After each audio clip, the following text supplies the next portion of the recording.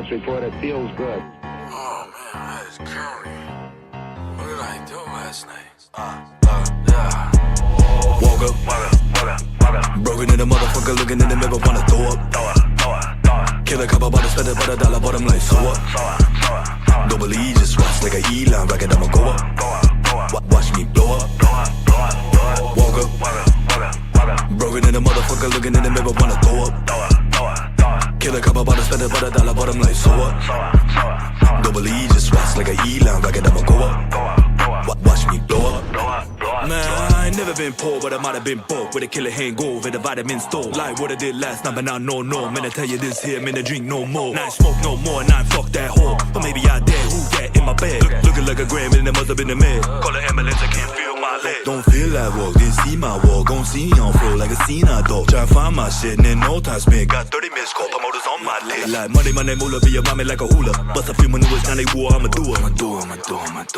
Not a door, another corner like a hornet, but I'm no longer selling them rocks or E. Locked in engineer, slinging Spotify dreams. Cost 5,000 cents, wanna take my pick. Got a diarrhea, flow, talk, constant shit. I'm a ostrich hitch, cause I got a lot of neck. White, middle-aged women think I rhyme like I'm an net. But I taste like Skittle, what's a Jacob with a kitty in the middle, got me spending on my bread. Woke up, broken in the motherfucker, looking in the mirror, wanna throw up. Kill a couple butters, spend about $1, bottom like so what?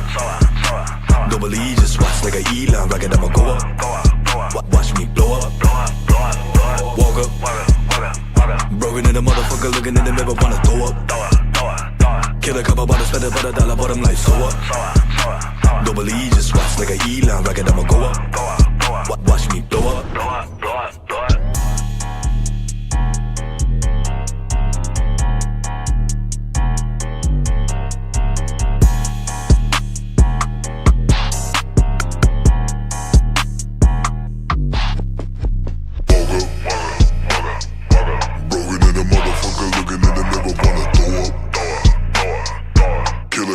Spend about $1, bottom like so what? Don't believe, just watch like a E-line rocket, I'ma go up.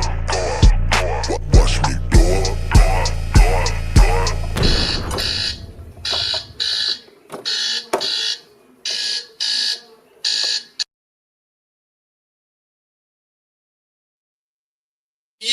Yo, what's up, y'all?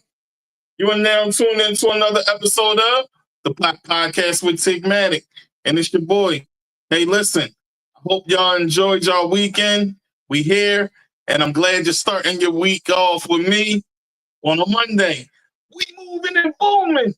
As always, this episode is brought to you by Hollywood TV, Hollywood Radio, Dollar Radio, TheMoneyBrand.com, Going In Radio, DDS, and Norshay, the more boutique.com. Listen, I'm feeling great today, and I'm excited, y'all. And I'm going to say that with all the energy in the world. Like, I'm really excited because I have my dear friend, my mentor.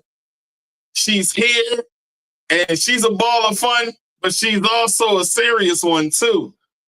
So, without further ado, I give y'all my dear friend, Army vet, the doctor's in the house, the queen is in the house, Dr. Porch'se Miller. What up? Hello, good evening. What's up, Tig? What's up? Welcome back. She's an alumni too, by the way, y'all. Yes, sir. Welcome back. It's good to have you. Thank you. It's always good to chop it up with your brother. Always. So, for those that didn't see the last time you was on, Solo Dolo Cam for you. Give them the rundown. Do your thing. Introduction, Queen. Absolutely. My name is Dr. Porch'se Miller. I'm known as Queen. I am a community leader, national civil rights activist. I am the executive director and field organizer for Black Lives Matter Grassroots, East Atlanta, DeKalb, held out of Stonecrest, Georgia. I'm also the chief of community affairs for District 58, State Representative Park Cannon here in the state of Georgia. And we're just here to do the people's work and continue to do what Jesus do. Hey, it's so good to have you here, and I'm glad you're here. So, like I said, once again, welcome. Thank you. So, I don't know where to start first.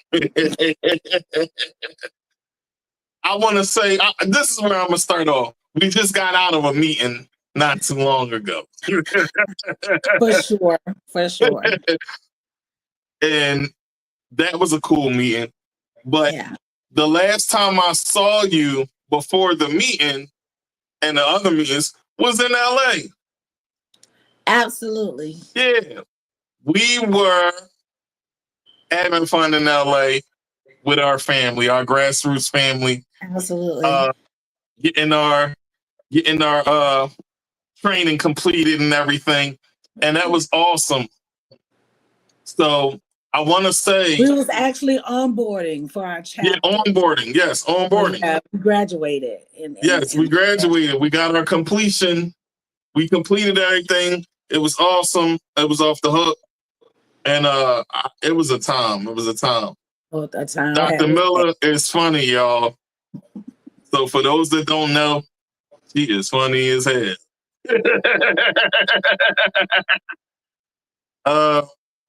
But all right. Before we get into that, we're not really going to get into that because that's not what we're here for. We are here to talk about the Queen. So before I get into it, I want to say that as always, it's an honor to have you on. It's an honor to chop it up with you. You know, I enjoy calling you for advice for things that I don't know. And you always give it to me straight up. You're a straight shooter. And I appreciate all the help that you give me. So it's great to have a mentor like you. Thank you. Thank you. And you're welcome. All right. So let's get into it. All right. We're going to get straight to it. All right. You're originally from Dothan, Alabama, right? Yes, I'm originally born and raised from Dothan, Alabama. What are some of the earliest memories of home, and how did growing up there shape your view of justice and community? My earliest times of home is always been in church setting, and my grandmother was the housekeeper of a judge family. Wow. Those was my earliest times. So we was always like around like the city halls and things like that. And I believe being that my family was like close to certain people, I guess it kind of kept us safe in a racist city. Yeah. To say that.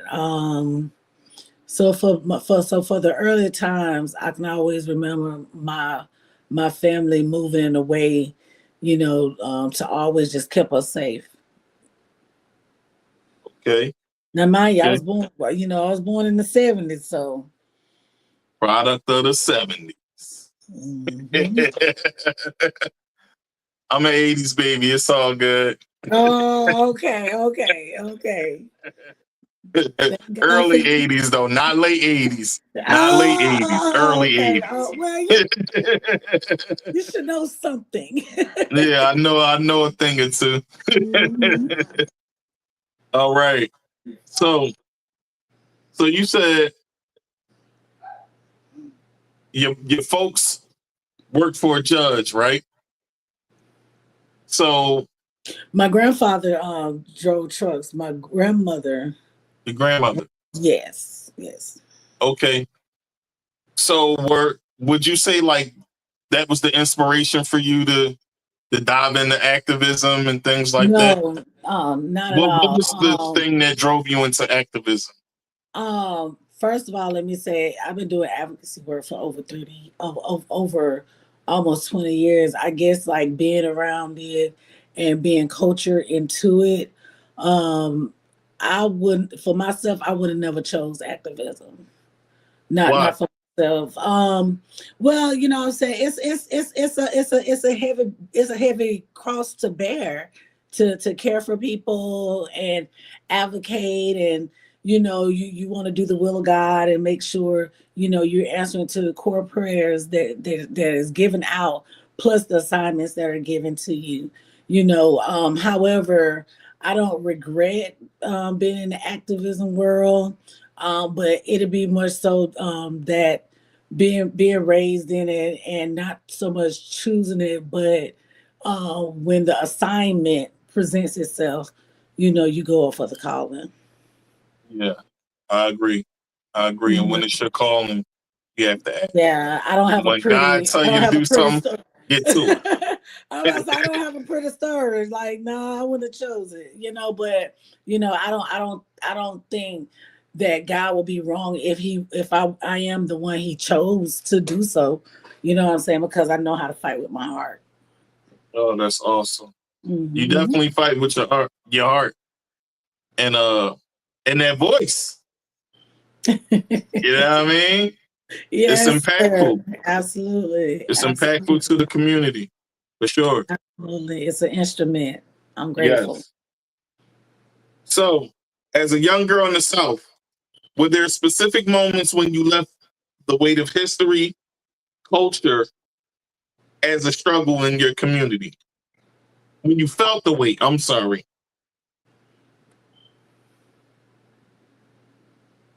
Alabama got some history now. Absolutely. Absolutely. I was thinking, I don't know if you was through with the question, but I believe people have this notion that being a product of your environment is because you come from some rural area of country town, you're not educated in certain spaces. Right. But when it comes to the struggle of the inner city, it would always like intertwine one and the same. Because when I was raised in Buffalo, I was raised in the ghetto.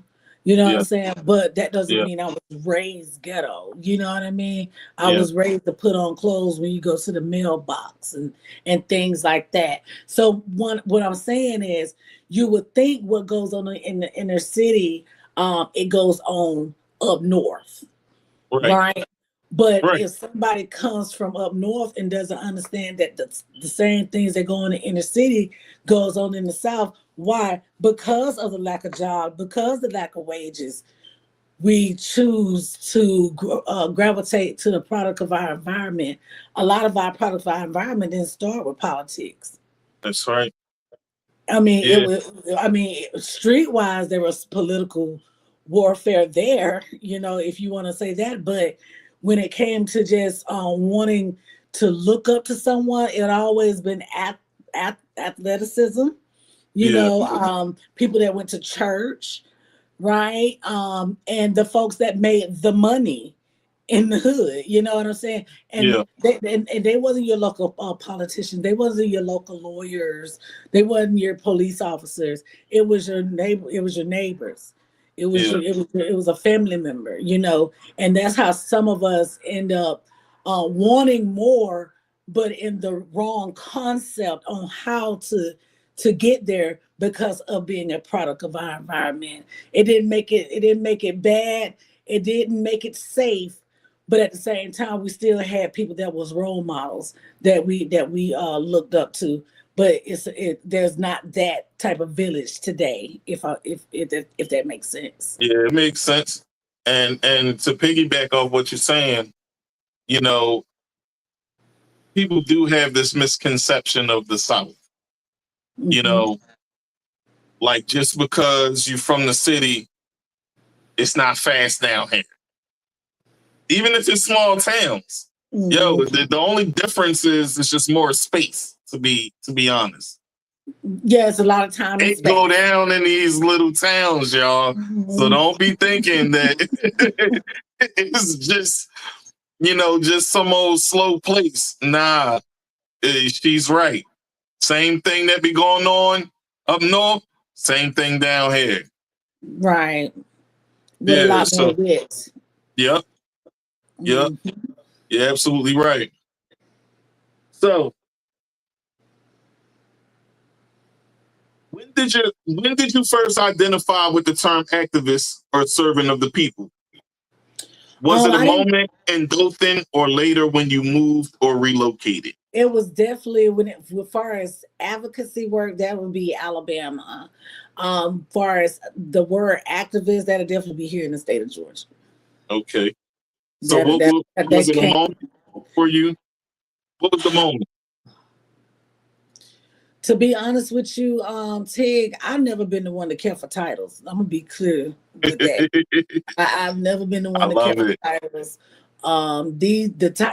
These titles that you hear was bestowed upon me, which I am grateful for. But you have people out there in the world feel like I didn't earn those, or I shouldn't highlight those accolades. However, I'm in the America Who's Who as a national civil rights activist. When I looked at my first interview or news article, they had me in there as activist. I didn't just decide to say, "Hey, I'm an activist." You know what I'm saying? Like this is what I'm standing on. No, like I did not decide to be like, let me just go to the nearest sports store and grab me a bullhorn and start yelling. That's not what happened to me. You know what I'm saying? Everything that happened, it was given in the presence of saving democracy or fighting for our Black people, fighting for the murder of unlawful acts of the police against Black people. You know, and it didn't happen when it comes to this bullhorn. It didn't happen in Georgia. That happened in Kentucky during the wake of the murder of Breonna Taylor. Yeah.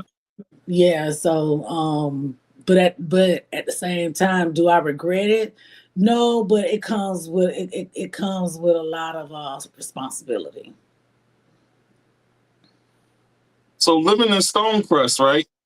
Mm-hmm. How has shifting from Alabama to the Atlanta metro area influenced your personal and professional journey? Let me say this. I didn't start in Stonecrest. I moved here and moved to Gwinnett County, which was one of the best spots was Gwinnett County that I stayed in for a little while. And then in the journey of that, going to school, meeting my husband. We've been together 16 years. We're on a home here in Stonecrest. So me moving here to Georgia, it shaped it because I want to say my mother had a hand in me moving here. Georgia was not the state I wanted to live. I actually wanted to move to Virginia. Really? Yes. What was the thing about Virginia? Is it just because people were saying it's for lovers?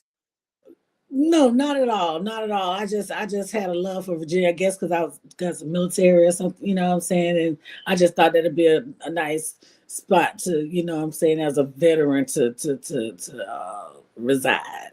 Especially, it's by the beach and just other amenities. But I moved to Georgia because my mother didn't want me to stay far. And so that's how I ended up here in Georgia. So that's like 3 hours. My parents probably 3-4 hours from here, right? So that's how I moved here. But what really helped me shape is that I was already, a radicalist for Black people. So it wasn't something that blew up in me and was like, okay, yeah, I'm ready to hit the streets. No, I've always been a revolutionary. So, it's not more so of here in Georgia. But if I want to say the things far as on a branding scale, it'll be Georgia. It'll be Georgia. Okay. Like I would never take away from the unrest we had here, and all the PTSD traumatic things with the police experiencing and going to jail. You know what I'm saying? Like I will not take away from the fact that a lot of my civil disobedience, you know what I'm saying, paved the way for me here in the state of Georgia. That's cool. That's Mhm. definitely cool. First off, I want to say, you know, I know it's cliche, but thank you for your service. Thank you. Yeah. I appreciate it. But Appreciate that's it, why I had to say that first. Been on the battlefield for some time now. You know what I'm saying? Really been And thank you for your service currently. Yes, thank you so much. You've been on both sides of the field. Been out here fighting radically. Yeah. Yeah. I appreciate it. Yeah. And I got to be there fighting with you. Absolutely. And see you do your thing with no bullhorn. It's just your voice. And I'm like, yo.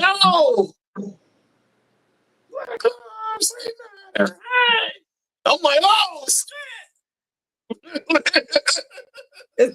You know, the bullhorn is just an extra, extra amplifier, you know, but yes, it is. when it's in you, it's in you, and it's in you. Because I can like hear my voice on a radio station somewhere, or people like don't even be from here be like saying they be seeing. I don't even watch TV. I don't watch TV. It's too noisy. You know what I'm saying? Maybe it's my PTSD, but I don't watch a lot of TV at all actually anymore. But it ain't like, in you, it's on you though. I want to say that. Oh, thank you. Thank you. It's more than it's on you, it's in you. It's just you just listen. That's all I'm gonna say. All right. I'm gonna switch it up a bit. Reflecting on your family, your parents, Mr. Donald and Mrs. Anna Mitchell, how did their upbringing and values influence how you approach trauma, healing, and service today?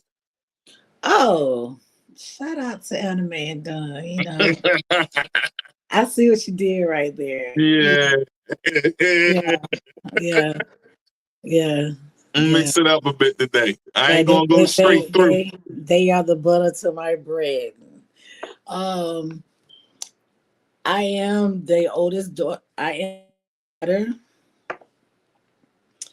am the oldest daughter. I'm the middle child. I am the oldest granddaughter in the South.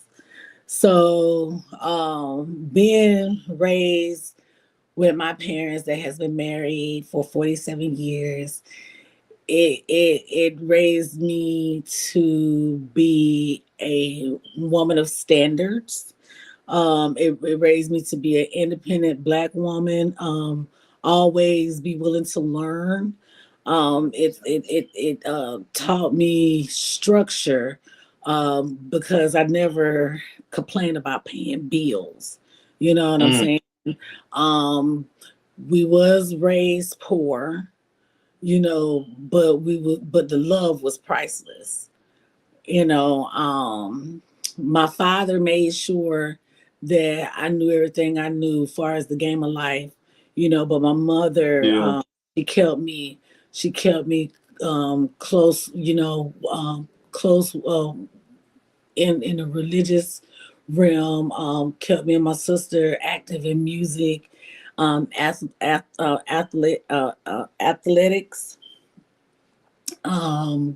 You know, my brothers played football, and my mom had me in pageants a lot because I was shy. You know what I'm saying? Really? So that's where Queen come from.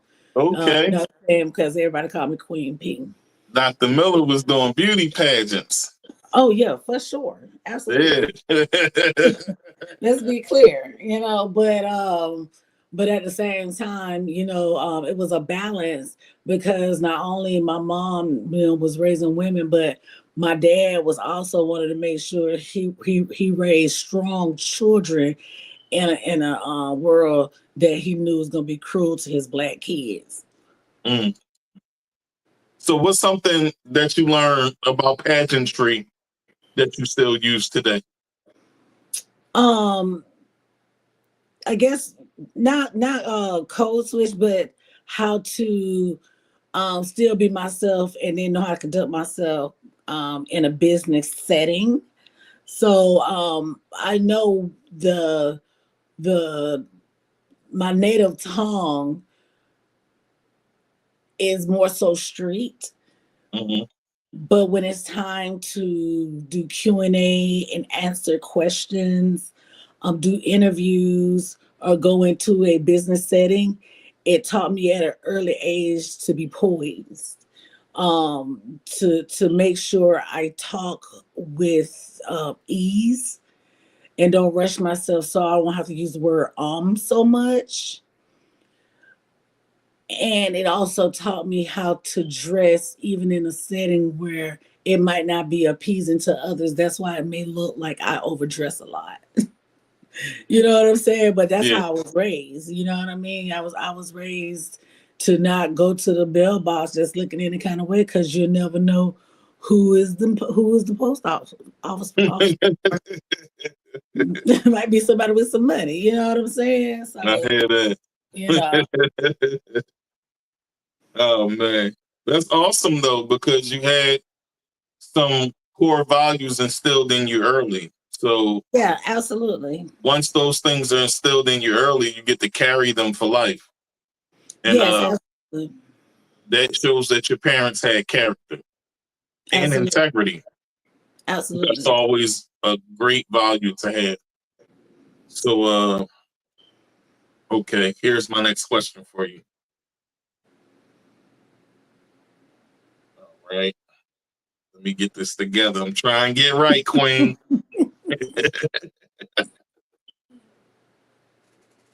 All right. You got ties to the hip hop community, right? So I want to dive into that. But before I ask my question about the hip hop side too, right? I want to ask you,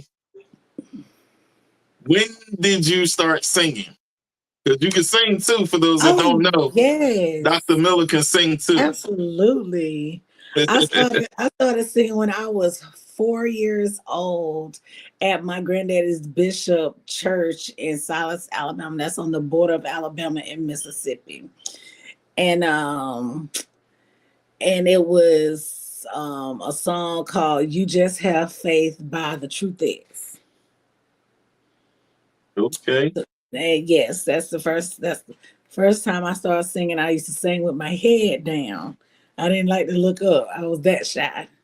Yeah. Mm-hmm. Yeah, that confidence. So when did the confidence come in? The confidence was always there. You know what I'm saying? But I was kind of like, I guess I had that Clark Kent effect. You know what I mean? Like, because our mom always had us performing in the church choir and stuff like that. But if I want to say, when I was just extremely confident in the pageant, it had been the one in Florida,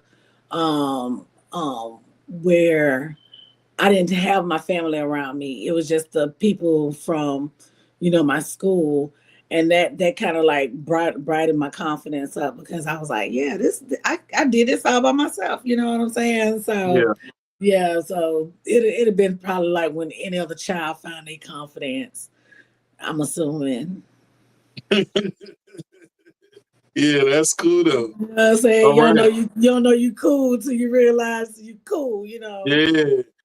And then they tell you, like, okay, you sound good out there. And then you hear that, you be like,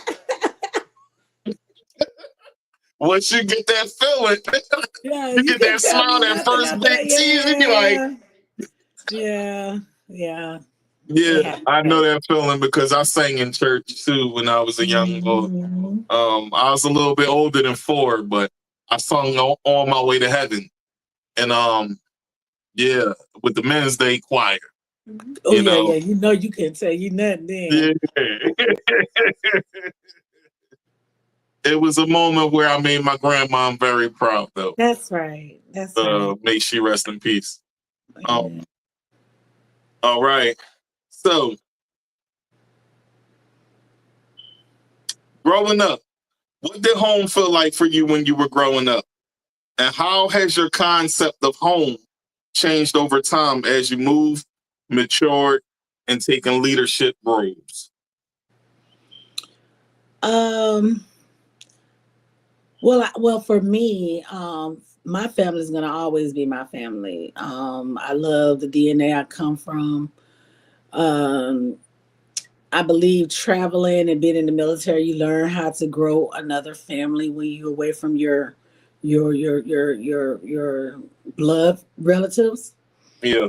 So, family for me is the space you make it and who you allow to be involved in your life on in depth levels of intimacy when it comes to friends, you know, co-workers, if you're dating, you're married, you know, you want to look at things like that because once you're married, you build a whole nother family with somebody else. That's a fact. You know, I come from a big family, so being close to family is something that I've always known. My family is stretched out, so I'm used to traveling, going to see and visiting my aunts and my uncles and my cousins. Yeah. So you know that's why it seems like everywhere I go, I know somebody because my family big. You know what I'm saying? And I did a lot of traveling and going to school. But so I do know a lot of people and a lot of people know me, but that doesn't mean I have like a whole lot of friends. You know what I'm saying? But at the same time, I feel like family should always be close. However, don't be afraid to build a family in other spaces when you're not around, you know, the people that you grew up with or your immediate family. Being able to build a family out of the friends, like, you know, if you're in the military, you go to college or, you know, say move to another town, you know what I'm saying, take those family roots and build around them, and then hopefully, you know, saying people have those characteristics of that spiritual connection that you have with your family. So I think that's how that should go. Absolutely. And you know, God put people in your life at certain times for a reason. So the experiences that you have will last forever. And then you get to take the things that you learned, positive or negative. Absolutely. So I agree with you there. All right, here's my next question. Okay.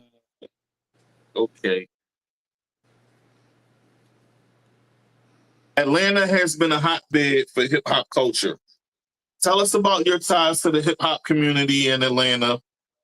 How has that culture influenced your activism, or is it vice versa? Well, my ties did not. My hip hop ties did not start in Atlanta. Let me just be clear on that. You know, said that. Let me say that. Let me clear about that. No, I fell in love with hip hop with the rap group Houdini.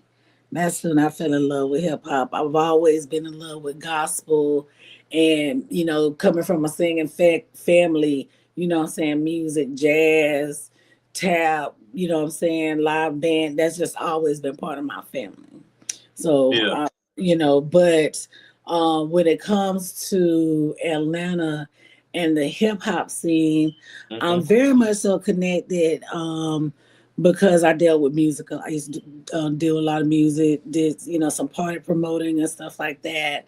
Right around the time my husband met me, we were dating and everything. So I just knew a lot of people from there. And plus, I knew people before I moved to Georgia. Let me be clear on that. But I think doing this advocacy work allows me to be back on the hip hop scene because we're coming in through a different lens. Because we see that the hip hop culture is deteriorating because of the murder music and the disassociation of of our kids being so far disconnected from positive feed coming through the speakers is messing with their mental health. You know what I mean? And so I'm able to go in from a different light, knowing that it's other celebrities and other artists out there that wants to fight for this just the same. We've been working with Rich Homie Quan's dad. He wants to do more around men and their mental health.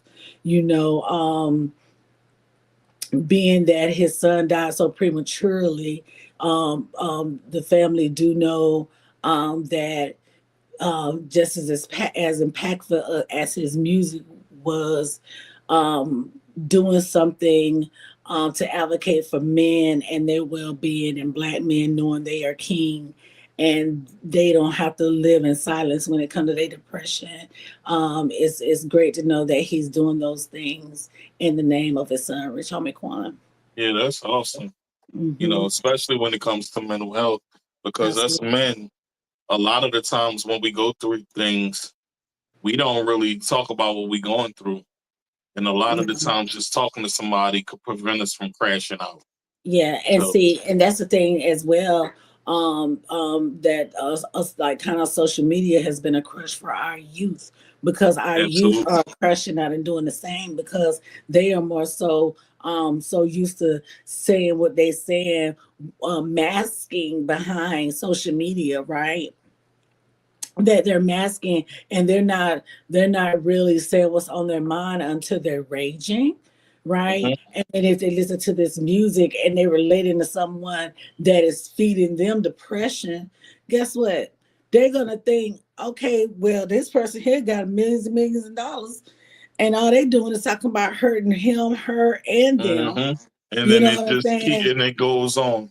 And it goes on, and they'll feel like, okay, yeah, all right, yeah, if this person do bump into me, go ahead and pull my stick out. Why are you doing that? And your aim is off. You're shooting into a crowd, and not only have you taken yourself from your family, you know what I'm saying? Yeah, not only that. They're not thinking. Yeah, I agree. I think, you know, even with that culture, right? Because there's two sides of the game that they only hear one part of it, and they don't hear the other part. They don't hear the darkest part. Yeah. They speak of the violence, but they don't speak of the other part of it. It's more to it, you know. And being an artist like myself who have records where I can be that way, but I also have records where I'm telling you, like, yo, this ain't all what you think it is. Look what happened to me. You know what I'm saying? So it's a big difference.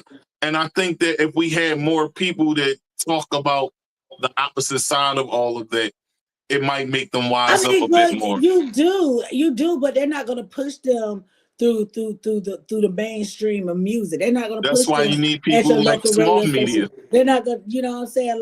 Like Kendrick Lamar, they'll say he blew up because of Drake, but it wasn't that. It was drama. You get what I'm saying? The man won a Pulitzer Award. He's been blew up. J. Cole's been blew up. Rhapsody been hurt. You know what I'm saying? But just because they're not pushing murder music, you know what I'm saying? Like Dead Prez, like they're not pushing murder music. If they were pushing murder music, they probably would get a lot of spins as what's this young NBA young boy. You know what I mean? Like, but it's not appeasing when you're trying to clean the culture. Yeah. That's why I like the record that you just heard from me. That's my last record like that. You know, that's my last record like that. But I just you know wanted what to get it though? out though. I bet you. But you know what though? I bet you I could understand what you were saying versus some of the stuff. It's like how you go from this to like straight violence. Like Yeah.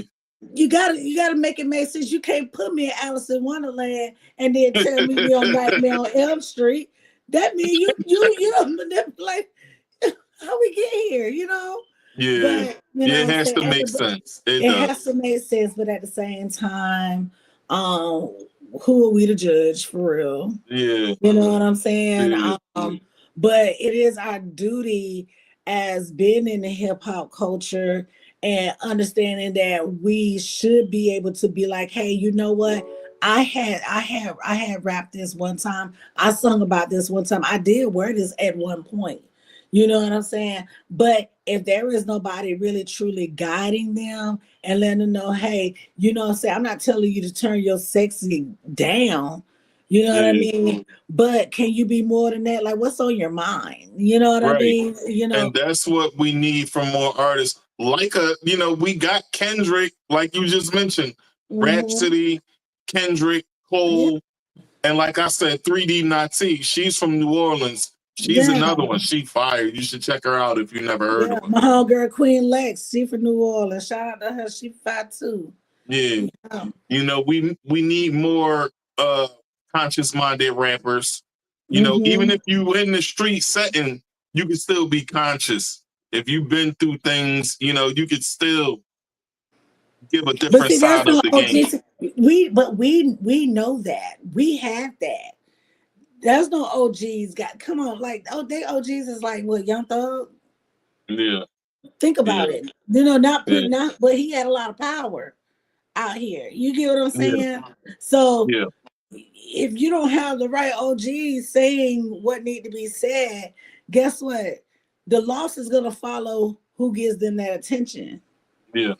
You know what I'm saying? So it is up to us, me, some of my comrades that are in the hip hop community. We did a hip hop tour, you know, just going to different cities and sitting down with youth that not only was lyrically fire in their craft, but at the same time they talked about the conscious and the struggles and the betterment and the beauty and the pain of our people. And they're young and doing it. But the thing about it is, I guess they're just not taking enough clothes off, or they're just not, I don't know what it is, but these are the ones that makes hip hop. You know what I'm saying? Not taking away from nobody's other crowd, but if you cannot get away from battle rapping for a second to tell the story like Slick Rick did, you know what I'm saying? To tell the story like Tupac did, you know what I'm saying? To tell the story like Moni Love did, or Queen Latifah did. Like there's beauty in the struggle, but you can't just leave us in the struggle and just say, you know what I'm saying, at the end of it all, at the end of it all, end it all. Like we got at the end of it all, end it all, get money and end it all. Yeah. That's what it is. It's just really chasing the bag culture now, and that's all it is now. It is. Just chase the bag, chase the bag, chase the bag. Yeah, chase the bag, get the money, get the power, chase the bag. Yeah, that stuff ain't real. That stuff is borrowed. That stuff is borrowed. And bless their heart, but they seeing uncommon people making it with a whole bunch of money, but ain't no light behind their eyes. Yeah. You know what I'm saying? And it hurts that they're infiltrating our music culture, jacking it at the same time, because I ain't never seen so many white impeccable rappers in my life. You know what I'm saying? Like they really like doing the thing, but they're jacking it while they're taking us and they're polluting us. You know what I'm saying? But when we're so hungry for money, what do? Right. You go out there and you try to get it the way you can. But in today's time, in my opinion, honestly, as an artist, an older artist, which is why I'm making the decision myself after that last record, these last 2 records. I gotta be clear. Okay. I had 2 records that's like for the streets, but after that, different sound, different flow. But see, that's growth. Different. But that's what it's supposed to take you. It's supposed to take you and grow you. You know what I'm saying? Like, it doesn't dismiss. God has taken me as far as, activism and everything. He's telling me this is a different road I want you to take. Mm-hmm. And during this road, you have to make the conscious decision to show that musically. Right. That's right. And I'm going to do that. I think you got it. I care about that. I care about the community. I care about the people. And that's why I'm making the decision to do that. And you can put the same energy into what you have. You have it. Just take that energy and give it a guy and just do what you got to do. It'll be amazing. I know it will. Yeah. I got this one record called God Got Me. I'm going to send that to you when it's fully done. Okay. I got one more verse to lay on it. And as soon as it's done, I'm going to send that to you too. All right. All right. So how do you see hip hop as a tool for social change in the Black and brown communities of Atlanta? And have you engaged that tool through your work? Talk about it a bit. Oh, hip hop will always be the gate to get to anybody through music. Music travels through the ears, through the soul, just like a visual through the eyes. So I feel like sociably, hip hop will forever have a iconic role in human rights and civil justice fighting. Okay. Yeah, absolutely. I mean, you got to look at it. You got a Public Enemy. You know what I'm saying? You have KRS-One. You know what I mean? The most social of the most when it comes to fighting. Talk about it. Right. Yeah. You know what I'm saying? I mean, you have Two Live Crew that went to court about their music. Like, it's been like anything Black people have done, like I said, it has been criminalized, just like Billie Holiday when it comes to Strange Fruit. You know what I'm saying? Like, they killed that woman just because she was talking about the lynching of Black people.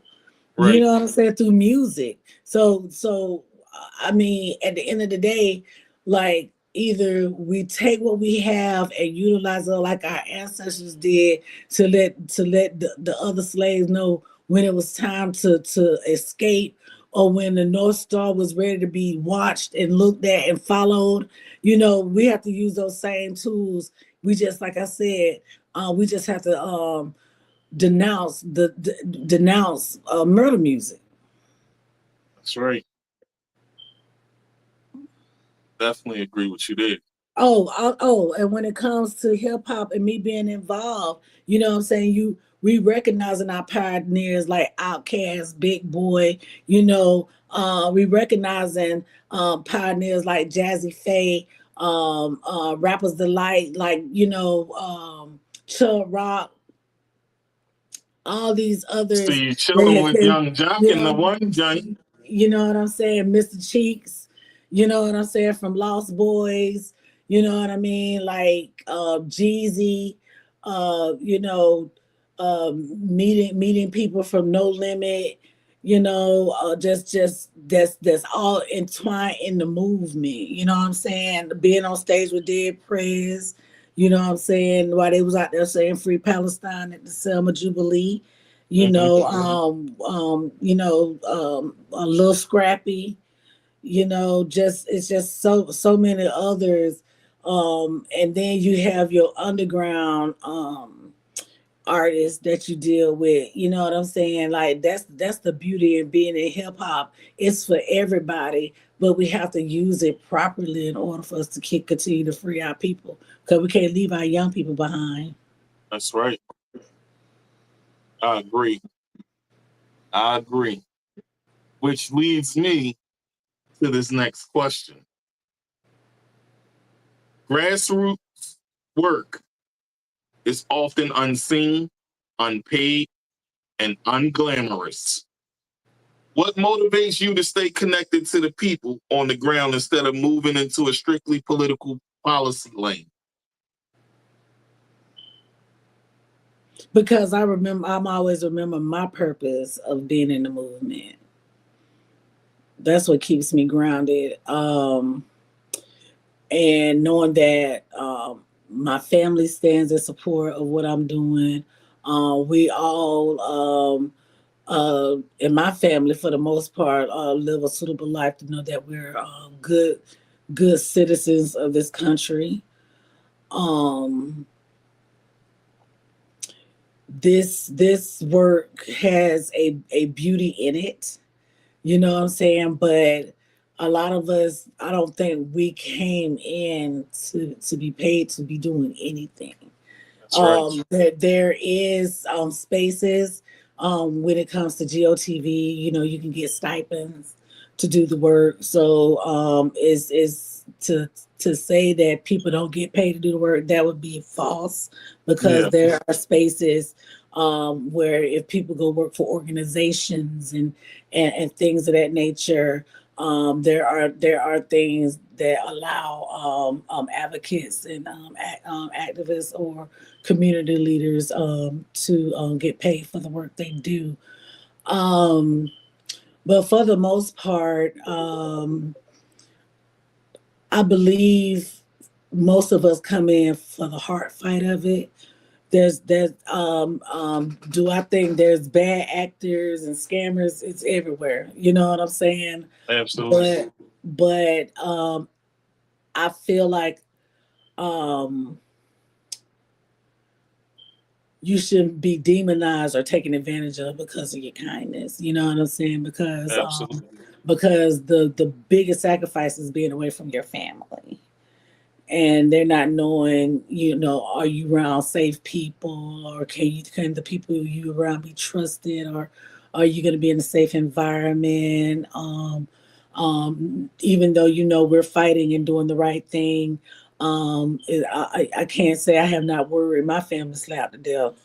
You know what I'm saying? Like, you know, real field system.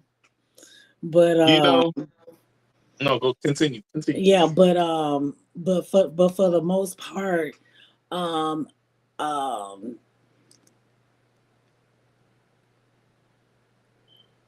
lot of people make a lot of sacrifices to be out in the field to help people. So you know what I'm saying. So who the small percentage out there should be appreciated, if anything, when it comes to volunteer work. I want to say that you're big on the safety part. Oh, yes. Safety first. I don't care. You're big on the safety part, and I If you're on a appreciate that. You bicycle, know, you care for people, Queen. I do. When I say you care for people, I do. You know, I've never really met too many people, you know, other than my wife and her family. But as far as like people that I've known, other than those folks I just mentioned, outside of them and you, I've never seen a person care about people like, you know, I've seen.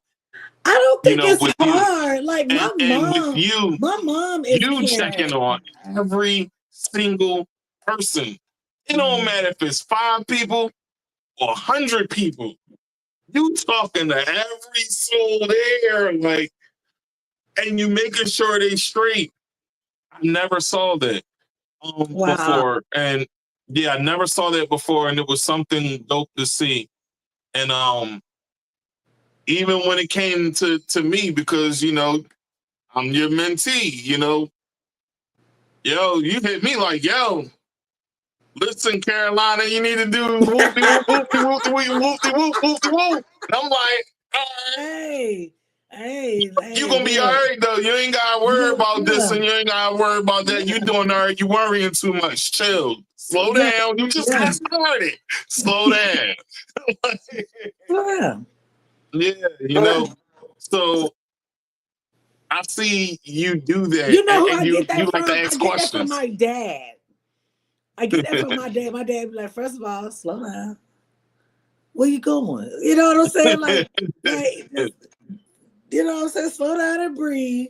Get stuff together and come back and talk to me. So yeah, you gotta just you ain't gotta be in no rush to go in nowhere, anywhere.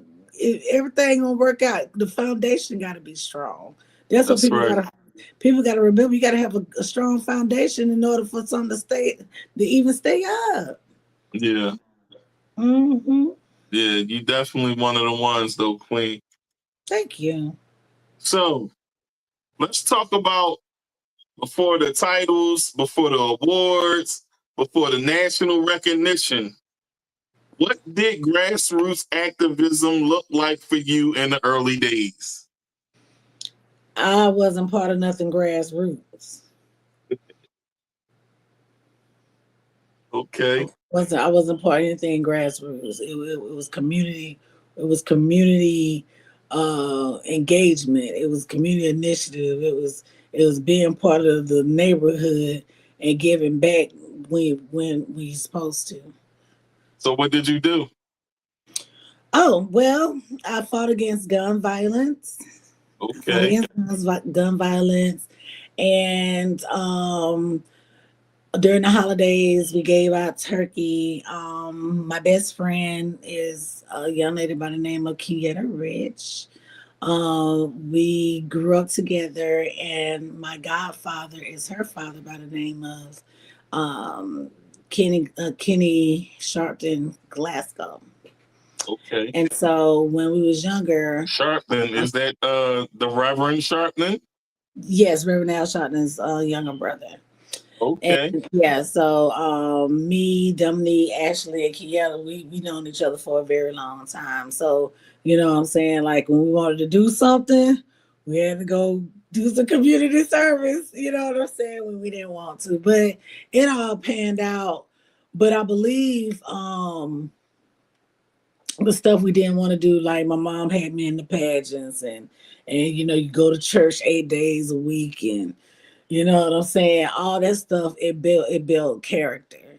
You know what I'm saying? So when the time came back around and presented itself, you know what I'm saying, you didn't sway away from the things someone taught you in your upbringing. So it's been a blessing to know the people. It's been a blessing to know the people I know. You know what I'm saying? And knowing them in human form. Not all the politics, you know what I'm saying? Like I don't be caring about none of that for real. Like I really love my folks. They're good people. That's what's up. You ever get advice from Reverend Sharpton? I have. So what's something Matter that of stuck fact, to you to this day? listen. For the Ahmaud Arbery case, when we came out that courtroom, man, Uncle Al shot this out. He said, "That's what I'm talking about. That's what I'm talking about." Let me tell you something, man.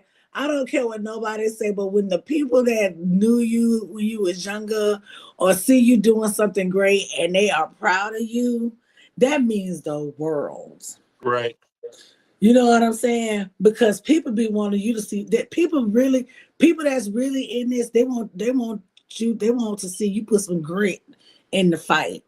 That's You know right. what I'm saying? Not what somebody giving you. It's bigger than that. You know what I'm saying? Because sometimes you don't even want people to know who you know because people either rude or just overly zealous to want to be around you. You know what I'm Want to saying? be around you or clout chase. You know, we speak Yeah. about that all the time. You and I talk about that all the time. I ain't gonna talk about that thing I had to call you about. Listen, hey, look. You get too famous, you're gonna have more problems than that. Right. But on that note, we are gonna take a break. I'm gonna play a tune or two real quick, and we'll be right back. So that way you can, you know, if you got a bathroom break, anything, now is the time to do it. But, folks, keep it locked in. I got Porch'se Queen Miller, my mentor. We here. We chopping it up on the podcast with Tigmatic. We moving and booming. We'll be right back, folks. Peace. Hey, G, what's up? Hey, I'm good. You see that going? I really want you. I really want you.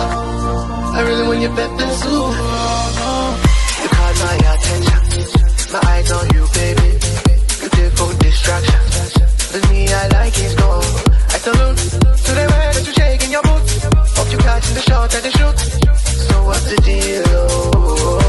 If you choking, mind the mind. Calling you from 6 to 9. Cause now you ain't in my mind. Spoiling you from time to time. Give you stroking, bind to bind. Calling you from 6 to 9. Cause now you ain't in my mind. Spoiling you from time to time. Everyone say, I got to let you go, go, go. But how can I leave without my heart? No, no, no. Everyone say, I got to let you go, go, go. But how can I see without my heart? No. I really want you. I really want to be with you. Yeah. I really want you. I really want your pepper soup. I really want you. I really want to be with you. Yeah. I really want you. I really want your pepper soup. Pepper soup. Yeah.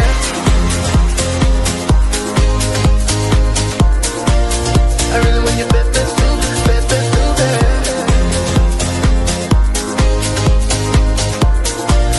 I really want your pepper soup. Pepper soup. Yeah. Right side front seat on my motor. Ride with you, my name no be solo. Sugar bend it's not here, my polo. Both my side mirror, oh lo lo lo. On we are getting over no sweet oh. Monday walk out in the sheet oh. Why oh, baby soup.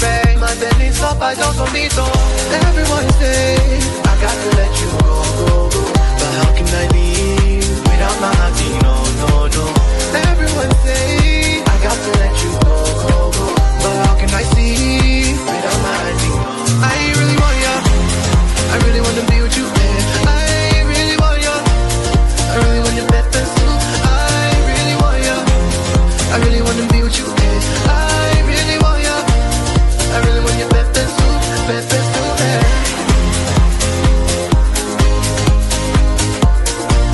I really want your pepper soup.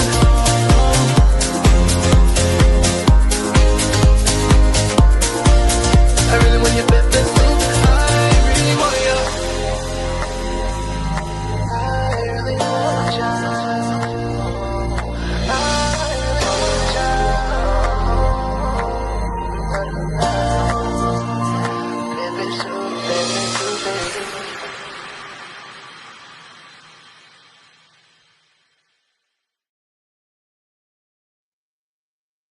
All right, y'all. Keep it locked in.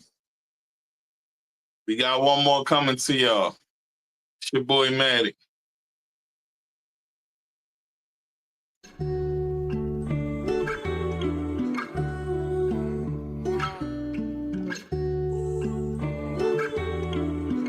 V-Ray's going too hard though.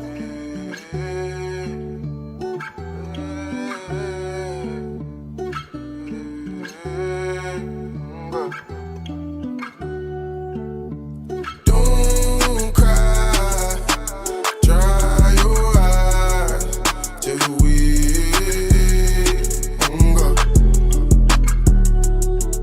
when faith be low and trust it hard till we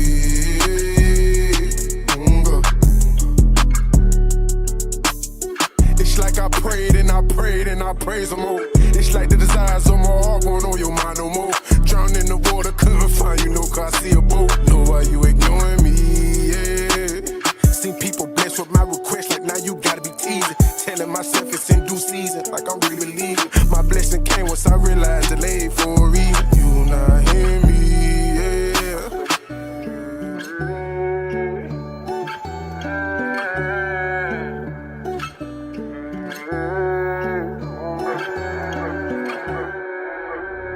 Don't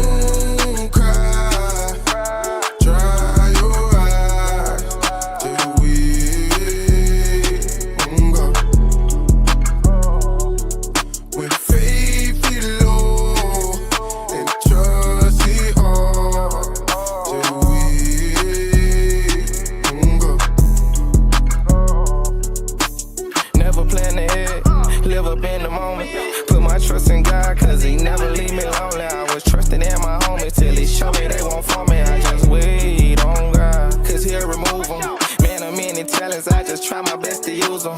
Gotta feel my purpose, if I don't, my life was useless. This a different type of music, but who else would built to do this? I just wait on God and let him use me. When faith get low and trust get hard, don't cry, wait on God, on God, on God, on God. Don't cry, dry your eyes till we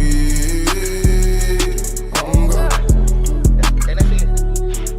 When faith is low and trust is hard till we on God. Just wait on God. Made up my mind that I can't be outside his will. That I'ma do nothing but trust him despite how I feel. When your emotions don't change your confession, it's real. You gotta keep your faith strong. That's the simplest I know. Guard what you look at and what you let between your ears. God good, his showers of comfort outweigh all your stress. It's true, I had to share this good news to all my peers. Your timing, not his timing, and the spirit I heard him say. If he didn't do it, no, it's not because it couldn't be done. You just weren't mature enough to handle it. And he ain't just gonna bless anyone. Wait on God. Don't cry, dry your eyes till we on God. When faith is low and trust is hard till we on God.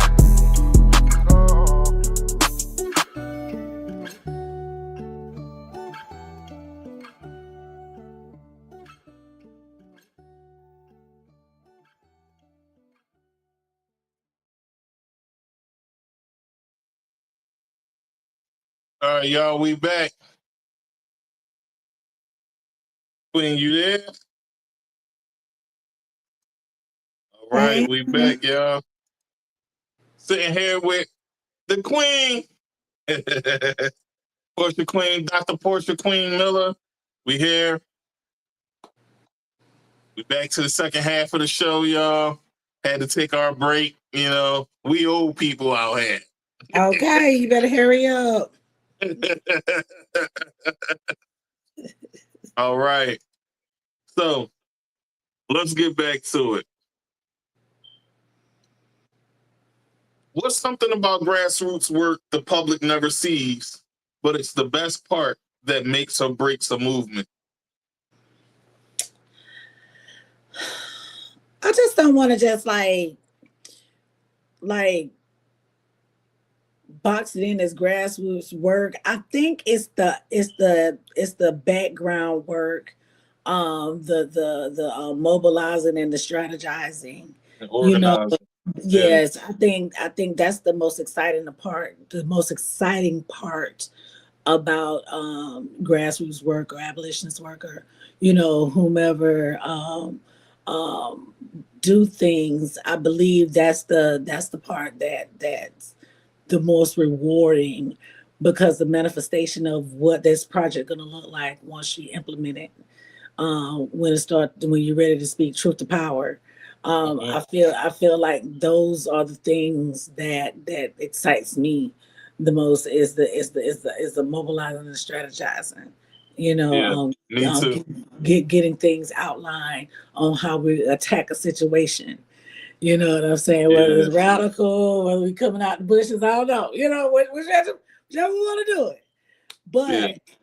But for me, I think it's the background work that excites me the most.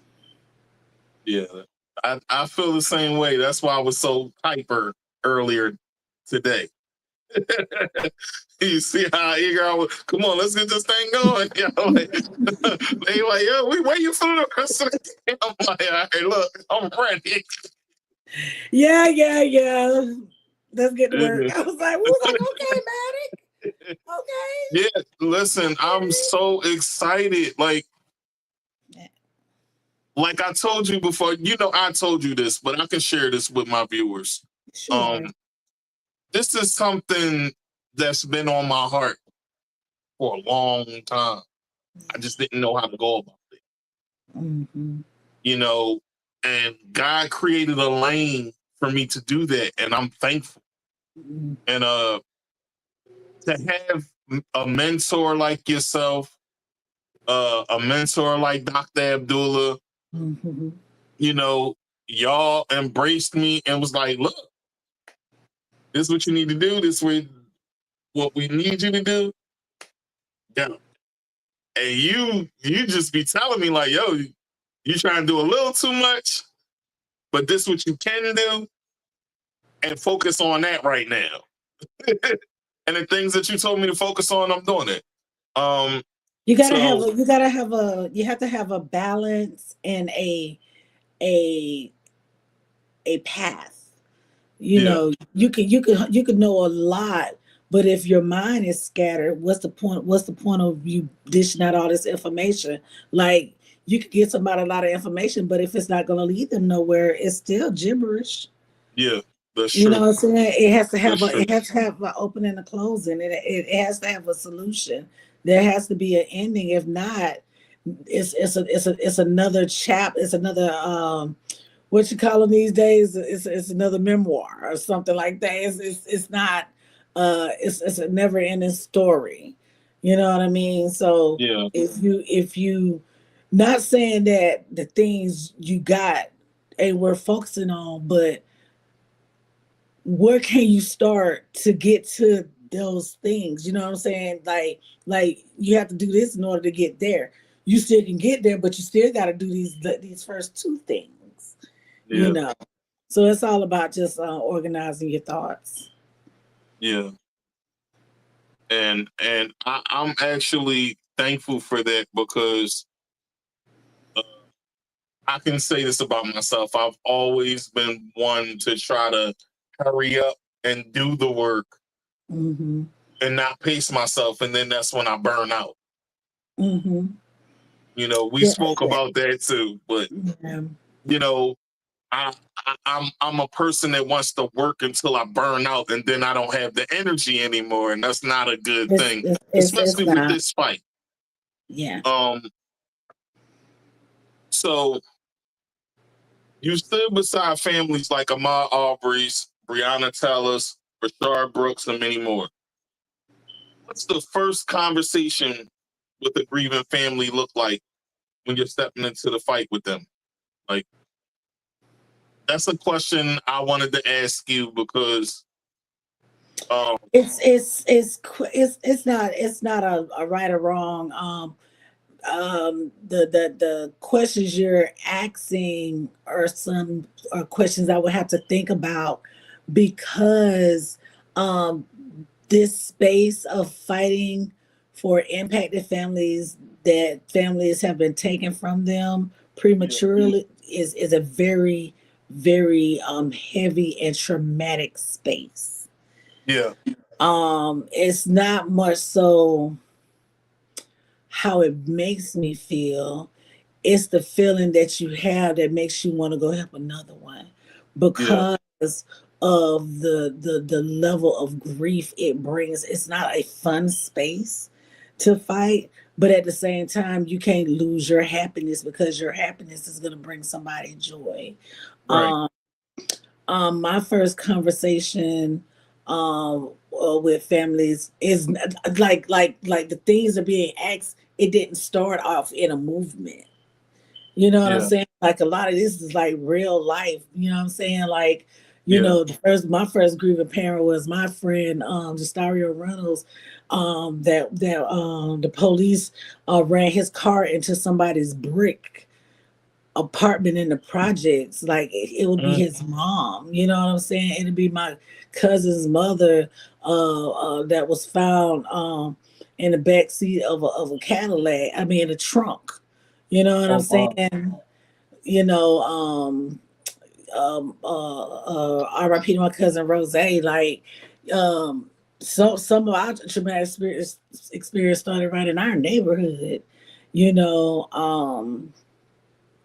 but the one that stuck out to me the most was the murder of a young boy by the name of young Vincent Truitt Jr.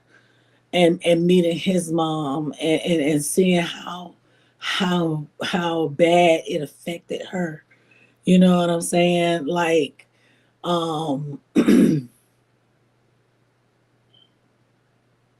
when these families go through these situations, they have other children.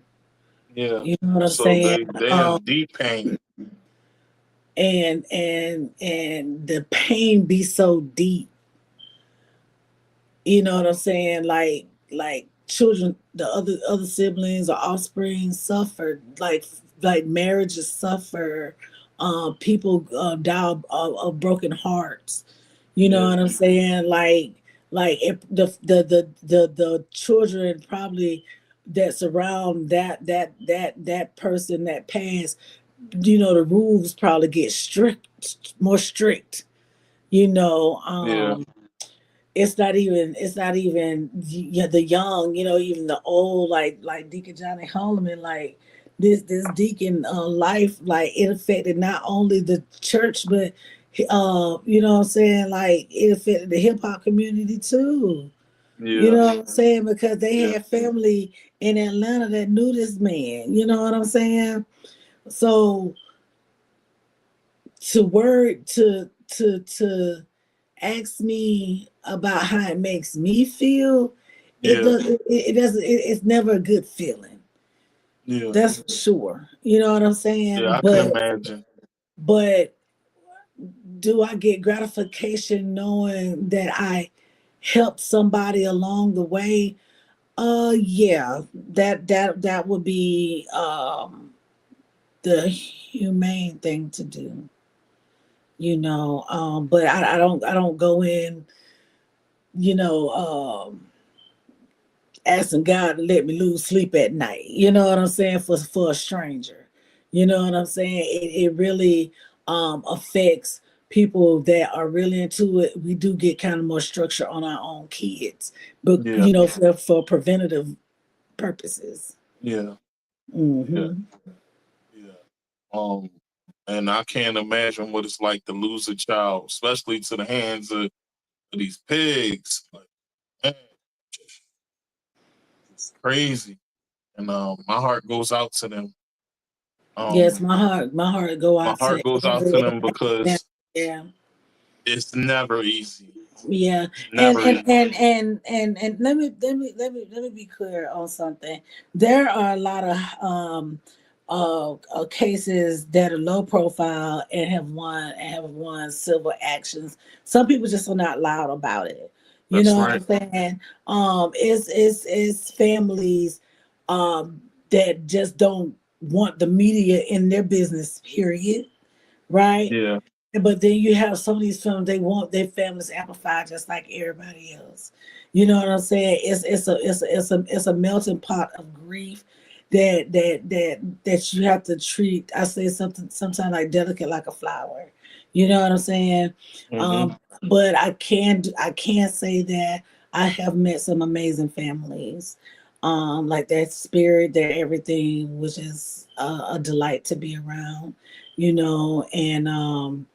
and my heart goes out to the families that lose their life in this injustice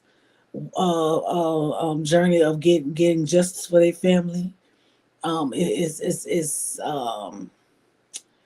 a space of sadness, but you have to be able to allow somebody to lean on you so they can heal, and keep a smile on somebody's face. Yeah. Hmm. Yeah. I think that's awesome that you have a heart like that, because Hmm. it's hard when you lose a loved one, period. You know, Yeah. Mhm. and having someone from the outside still be there to support you, it says a lot, you know, and it's something that'll be remembered forever. Um, I'm gonna go off the questionnaire right here. I don't even want to.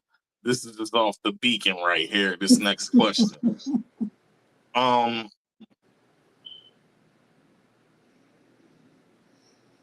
I'm gonna read the question, but I'm gonna say it the way I want to say it because after hearing what you just said right there, makes me think about it. Right. Okay. What's the moment where you felt like doing this almost broke you? Or has there ever been a moment where you felt like it broke you because of the pain that someone else is going through in that moment?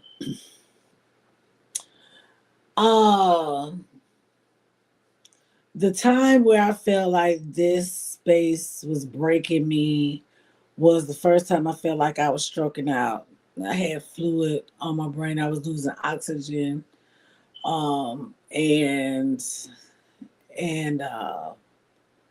it was right after the War Baker action in my hometown, Dothan, Alabama. He was one of the ones.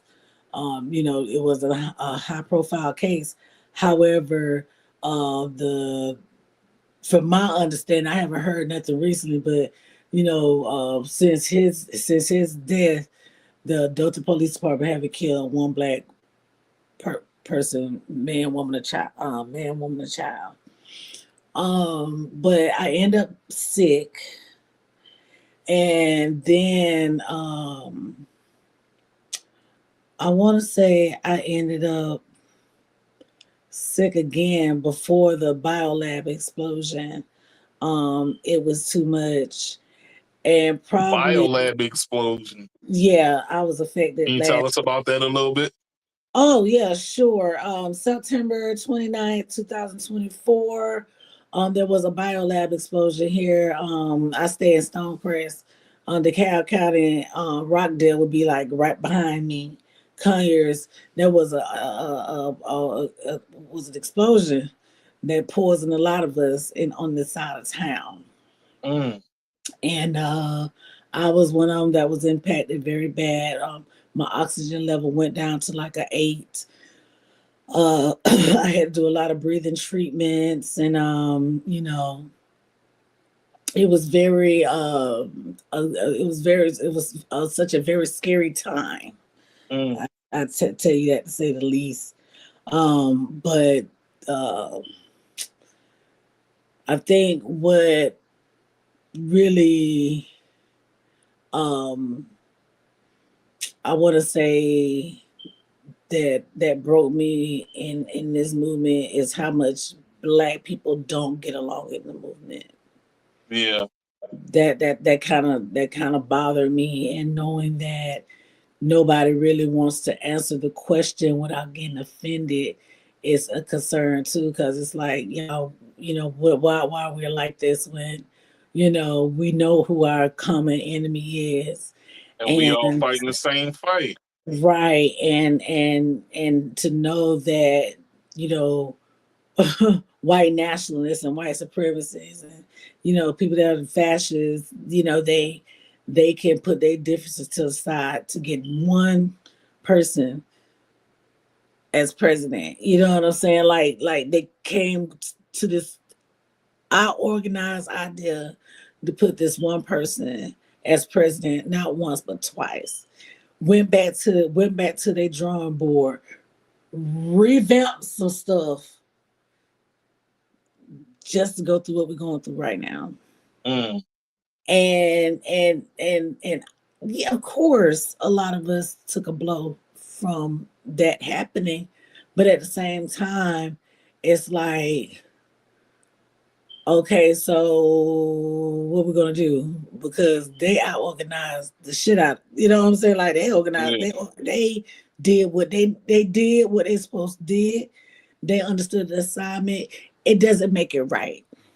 Right. It doesn't make it right. But at the same time,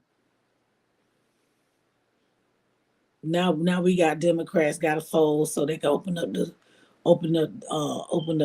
government. It's just always. Yeah. I definitely didn't see that coming. Like I actually was looking at the situation like, okay, they holding their guns. Like, look, they didn't hold the line. He's not going full, and then they fold. For premium healthcare. Premium. And they still get the tax break that they wanted.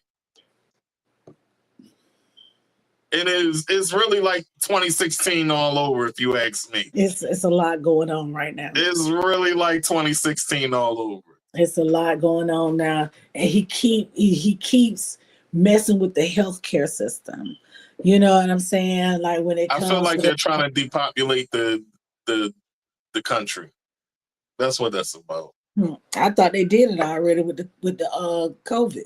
That was 20 million. Shit. Excuse my They language. trying to get. Yeah. I was about to say, even get My bad. Just twice. let's get off him. See, when we see him trouble, I was doing good. Right, so let's get off him. Because and plus, when you and I talk about him, we can go all day. Yeah. My Okay. bad. My bad. You helped lead the 2025 No Kings Marches. Yes. What organizing strategies did you use that work better today than strategies from 2020? And they were definitely mad this year about the No Kings. CNN was just talking about it. They barely showed that last one. They was mad, but Joy, she held it down. Shout out to Joy on CNN. Like she held it down. Yeah. I think what was different from 2020 to now, it was a whole lot of allies out. You know what I'm saying? Like it wasn't like that 2020. It wasn't a lot of allies out. It was a lot of people. Yeah. But this time, you know what I'm saying? You can see the unity and everything when it comes to the common enemy, and that is President Donald Trump. Like there's a unity in that, and that's why so many seats were flipped in this past election that just went by. Yeah. I mean, they still got the House though, but the way the trajectory is going, they're gonna lose it. Like you got to give things time. You got to work locally and then work your way up. That's why we keep trying to tell people you got to vote in the local elections, because that's how you move the pieces up on the board. Because if you're not paying attention who is going in these seats, you don't know who you voting for. That's right. I don't care about that go blue all the way there. You better read and see who the blue person is. You know what I want to say? I want to give a shout out to Yellow Wolf for making the song to educate the people about that and how important it is to not just vote for the presidency. The youth really heard that song, listened, and they came out and voted. You got to vote for the judicial. You got to vote for the executive. You got to vote for the board of education. You got to vote for the municipal. You got to vote for commissioner. You got to vote for the president of the doggone commissioners. You got to vote for the mayor. You got to vote for everybody that you feel like gonna play a part in your children's future and democracy. That's right. That's right. That's what Trump did. He picked everybody is underqualified and handpicked. Yeah, he picked a lot of unqualified people. This is retarded, but yeah. People want to be a leader, but the leadership skills are trash. But Nash, as I say. So, when you look at your 20 years plus of service, which victory felt the most personal? Was it the Rice Award? Oh no! Which victory felt the most personal? Okay, tell me about it. And then we're gonna talk about the Rice Awards. Let's talk about that right after. Well, let's be. I've been getting trophies all my life, so all my life, getting trophies all my life. Sacrifice. That's a big price. Oh, we're so silly. The best award that I received is this one right here.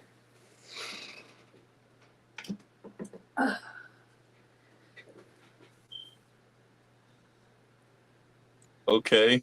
This is from my family. Okay.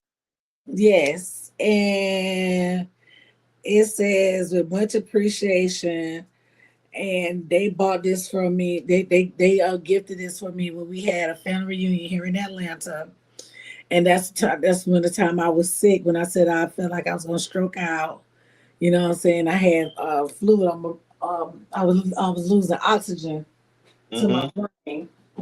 So if you want to say what's the best award, it'll definitely be that one. The second one would be this one right here. Okay, which award is that? This is from the Young Democrats of Atlanta. Hold on. Let me give you a dolo screen. Hold on. let me get right. Boom. So this would be from 2021. I was actually in present. I was in present fight of the Ahmaud Arbery case. So I traveled from Brunswick all the way back to Atlanta for a weekend to receive this award from Congressman Nikema Williams and the Young Democrats of Atlanta. The Future is Blue Award in 2021. Oh, that's cool. Yeah. Show some more. I see you got quite a few up there. You can show them. Do you? Okay. So this one, my OG, y'all. So this one here is 2022. This one is 2022. This is the Community Elite Awards for State Representative Park Cannon in 2022. So she was arrested while on the job fighting democracy to make sure a suppression bill was not signed by the governor. And I was part of that coalition, fighting for her, fighting with her, fighting beside her at the Georgia State Capitol and things of that nature. So like I said, I've done a lot of work. So her organization awarded me this in 2022. That's dope. Mm-hmm. That's definitely dope. Round of applause for Dr. Queen. Yes. This is my big pen from the family of Ahmaud Arbery. From his auntie Diane. That's awesome. I don't know what might be special to someone else, you know, or might be small. Your most recent one, where the Rice Award at? She right here.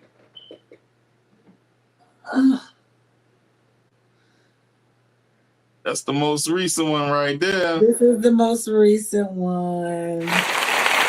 This is for Social Impact and Community Engagement Award. Oh, that's what's up. Social impact and engagement. So let's talk about that for a second. Hold on, I got one more. And this is from BLM Grassroots. Hey. For, Black Women Are Divine. Black women are divine. That's a fact. Yeah. It's other I'm stuff. going one more time for that. I gotta give it one more time. Black women are divine. That's a fact. I got other awards, but we'll be all night. Oh, that's what's up. That's definitely what's up. Mm-hmm. All right. So, how do you address activists who show up for clout or social media attention instead of real service? Oh, can you repeat that part? I had to ask this question because this is something we talk about, and I had to put this in there. How do you address activists who show up for clout or social media attention instead of real service? I mean, it happens. Like that, they don't even got to show up for social media. They'll show up at the action, you know, for the optics of everything. You know what I'm saying? So how do you deal with that? I learned to I just learned to focus on myself because they're gonna be out there. You know what I'm saying? I've learned that this is a passive aggressive space. You know what I'm saying? And if you find yourself addressing everything all the time, you're distracted. You know what I'm saying? You can't expose them all. You know what I'm saying? And then if you have exposed them, most likely somebody else that exposed them too. So that's a fact. You know what I'm saying? So as soon as you hear somebody say, "Well, I could have told you that," and then you turn around and see them shaking their hand, like it's just what it is. You know what I mean? Like, because I personally feel like if you're gonna speak up on injustice for one thing, you got to speak up on injustice for all everything. And don't be afraid to lose a friend because they ass can't take a yes or a no, or they are wrong. If it always got to be a yes and you right, that's not a friend. That's a dictator. So you know, I'm more so. Like I said, I'm more so started just focusing on who I am, sticking to my core value and standards, and continue to be kind to people. You know what I'm saying? Like, I'm a forward person. I mean, like, you know, for my age, I should take things serious. You know what I'm saying? Like anybody else should, but you know, that's not going to stop me from being kind and helping others. So what direction do you think grassroots and organizing must take in the next decade? What direction do you think it should go, in your opinion?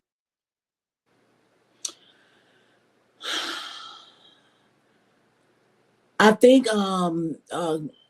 grassroots work, like I said, is more so of abolitionists. Do you know that's almost one and the same grassroots works?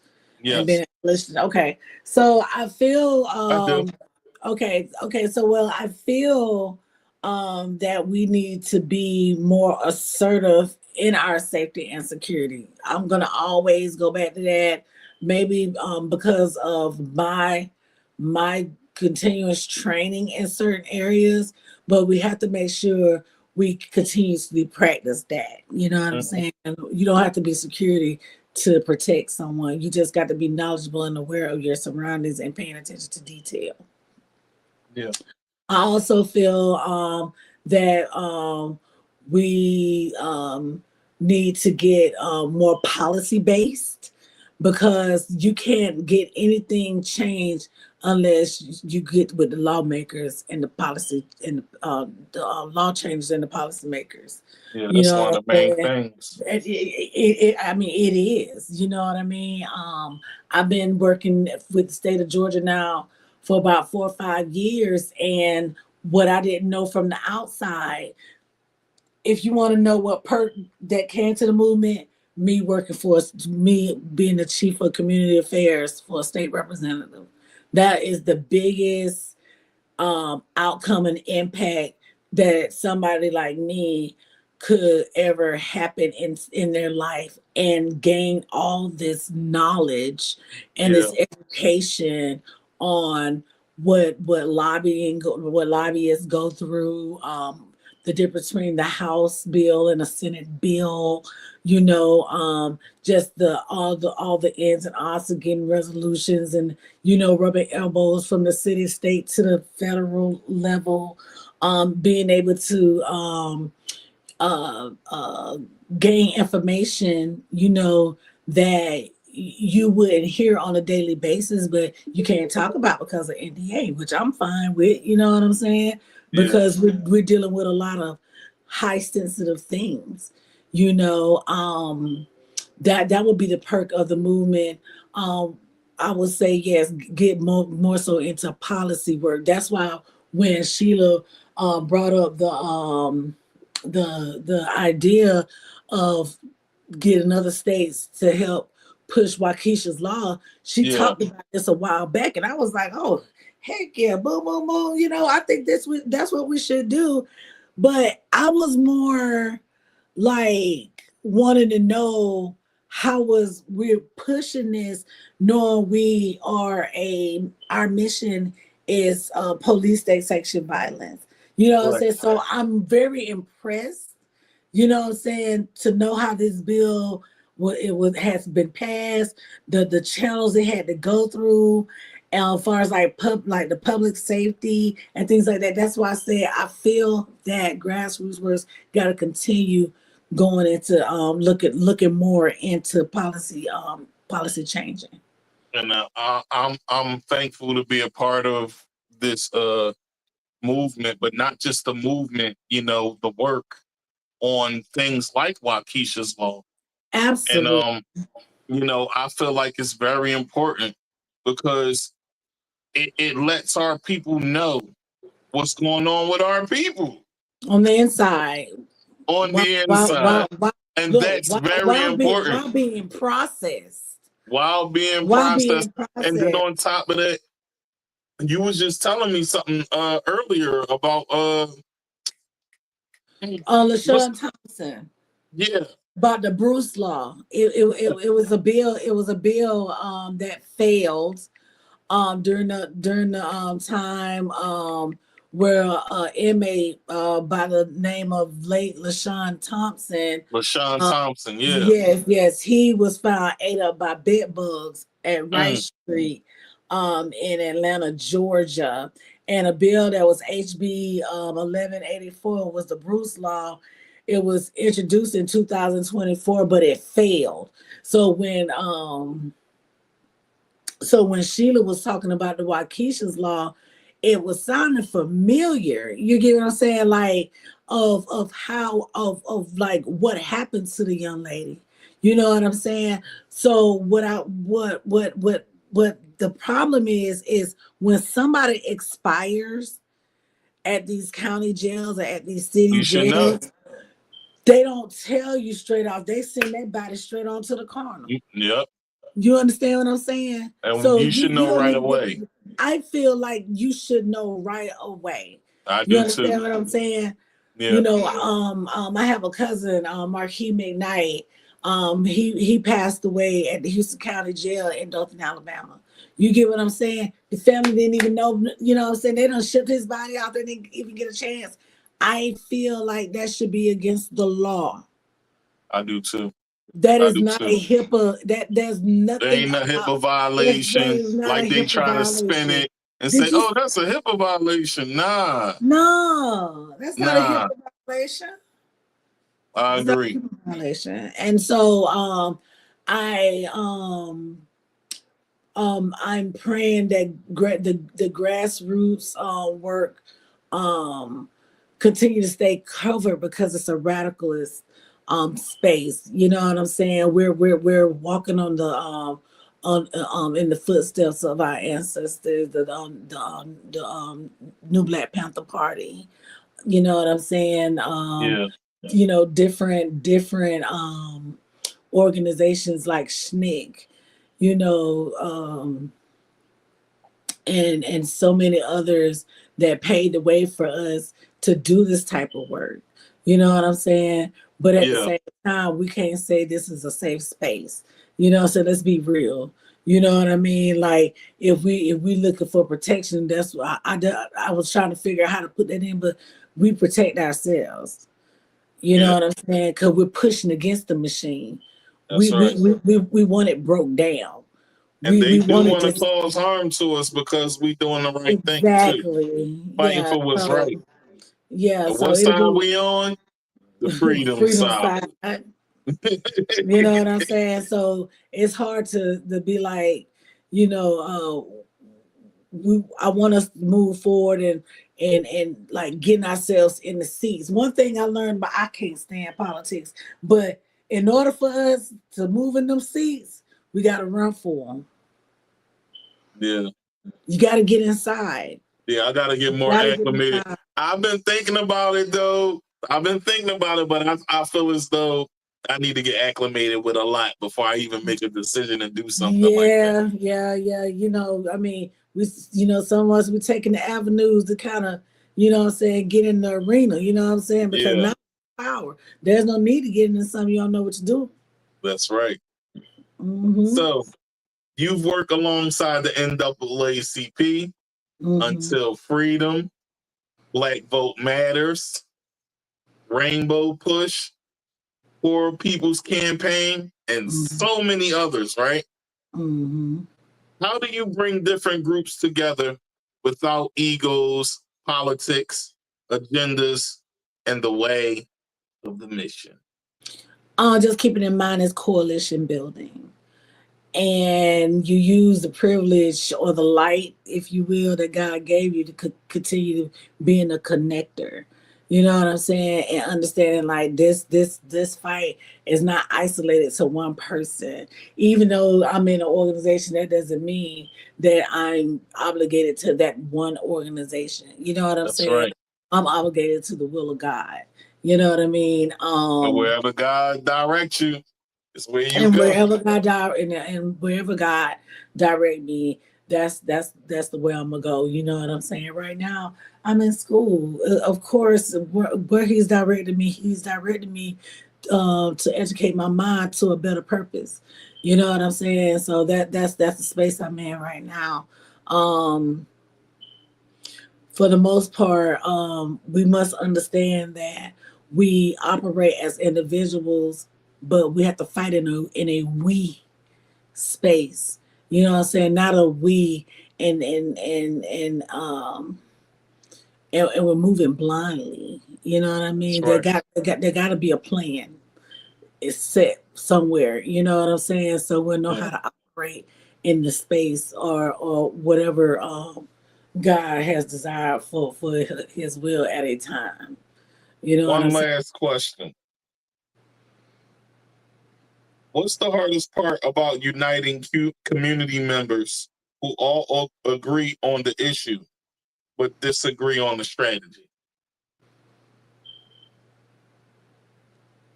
You would have people that's not willing to accept no. There's a lot of ego when it comes to spaces like that.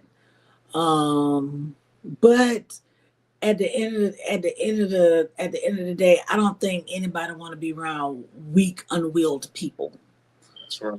You get what I'm saying? So sometimes not to agree to disagree is the conversation of the minds.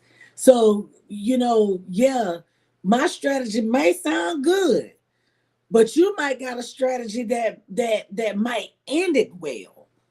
Like my strategy might start out like good, but your strategy, your conclusive of the strategy might end it well. So how do we take these two pieces and make it negotiable to fit everyone? That's how I feel things should work. You know what I'm saying? Now, if it ain't making no sense, it ain't making no sense. But we shouldn't be afraid of questions, because you want your people to know what's going on in a fair manner. You know what I'm saying?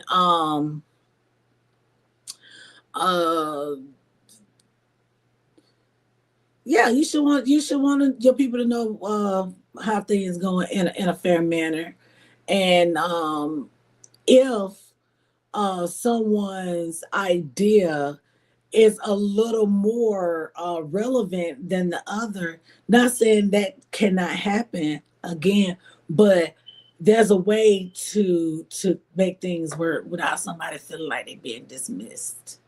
Yeah. Yeah. I definitely agree with that, because sometimes for people, it's hard for them to agree to disagree. But in an organization, you have to do that. And there's a certain level of maturity that one must have, because your idea, like you just said, your idea might not be it, or it might be, but there's a way that I feel as though there's a way that people should go about it when they disagree.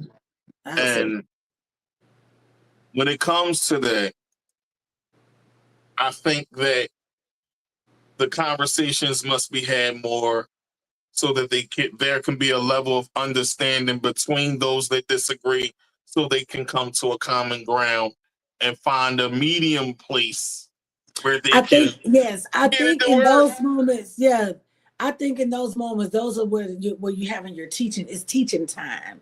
Right. In that moment, and you also combat it with like some history. You know what I'm saying? Yeah, it's almost like like Exhibit A in a courtroom. You know what I'm saying? You got Waukesha's Law, right? But then you have Bruce Law. Bruce Law. You get what I'm saying? Mhm. However, in order for us to probably push this scenarially in Georgia, we might need Bruce Law to incorporate with Waukesha's Law. That's what Right. that's what we was talking about in the Yeah. meeting, right? Yeah, that's what we was talking about in the meeting. Right. Yeah. So if something come about and we use that as a teaching time, just combat it with some history so a person can get an understanding. Okay, so this did go this way because somebody didn't invent something. I promise you, somebody did it. And that's a great way to build a common ground so that we can all be on one accord and stick to the mission without conflict. Yeah, because you got guarantee if that person don't understand, there's about two or more other people that didn't say anything, didn't understand. They Listen, just I was wasn't soaking up game today. Oh, I was like, you ain't even know it. I'm sitting there on the computer typing like a mug. When we say break down, just get that outline right there. That outline right there. Yeah, that's my thing. You know, Yeah. Even at the onboarding, I was scribbling and writing in the book. You know, As you should, though. I like to collect information, and you know, when it comes to this in particular, because I'm new in this space, and I have a great mentor. You know, he even was like, "No, come sit here. So if you need to ask something, you can ask me something." I'm like, "All right, bet." You know. Now I didn't ask much because everything that was said was understandable, but you know, if I had questions, you was right there to answer them. So, and it's like that with you all the time anyway. And I appreciate that with you because not many people are resourceful like that I know, you know. Well, But I mean, I when think it I'm comes just to old school. when it comes to our grassroots family, but I think I'm just old school. It's like, why hold the information if you can help somebody along the way, especially if they ask you for your help? Why not be like, okay, well, shit, come on, if you want, because if I feel like I'm the best at what I do, guess what? You better come on and get some of this learning so you can be the best at what you do, because I'm not going to be around you long. That's one. Secondly, if you really about this life, the least I can do is give you a couple things that would just work for me. Most of it requires you to be authentic. You get what I'm saying? But at the same time, you know what I'm saying? I feel like if you know something, give it to somebody else so they can grow. You get what I'm saying? Because we need everybody on hands out here. You know what I'm saying?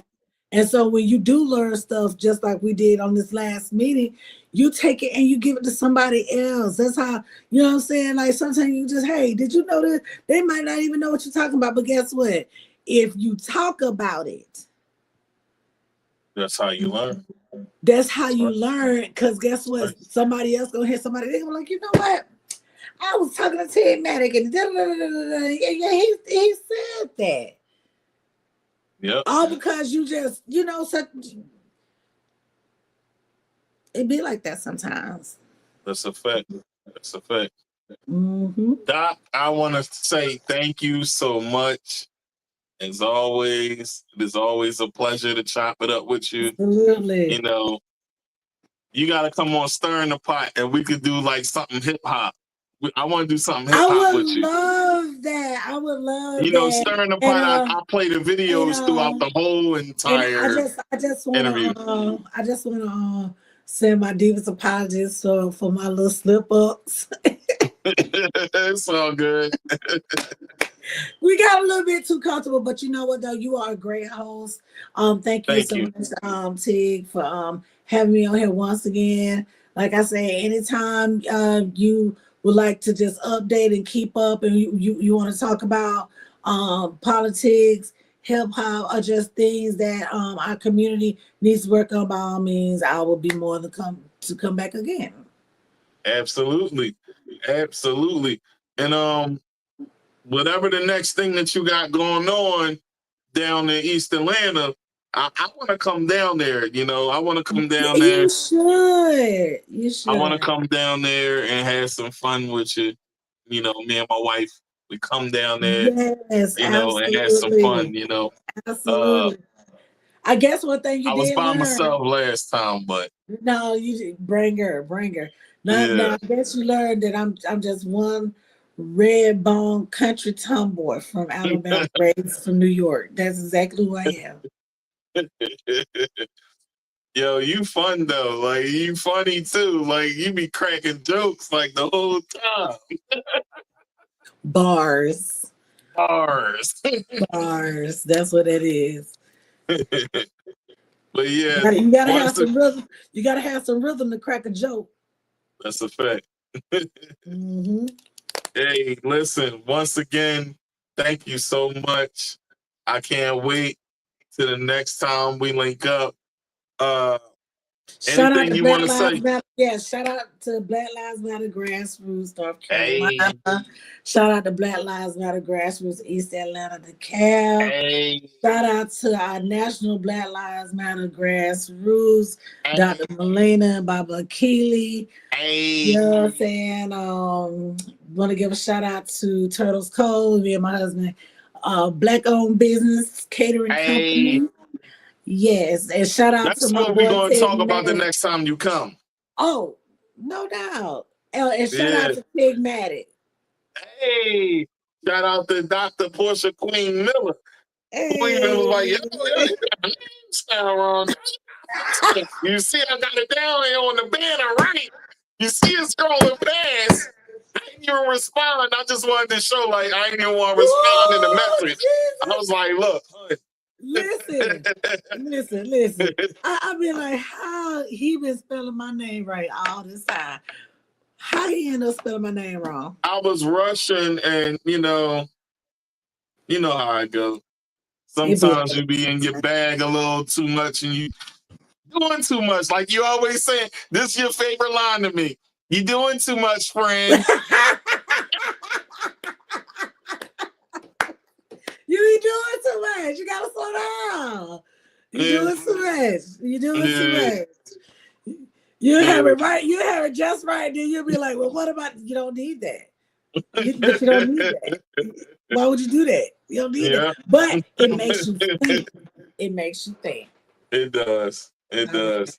And I appreciate it, you know, because I need that in my life. You know, I get it from my wife all the time. You know what I'm saying? Mm-hmm. But having friends do that as well, it helps me and it keeps me on a up and up, especially with everything I've been going through. You know what I'm saying? Yes, so to have friends that are still there for you, you call me, you check up on me, and I call you and check up on you too. So that's right. That's you know, that's how it's supposed to be. Appreciative.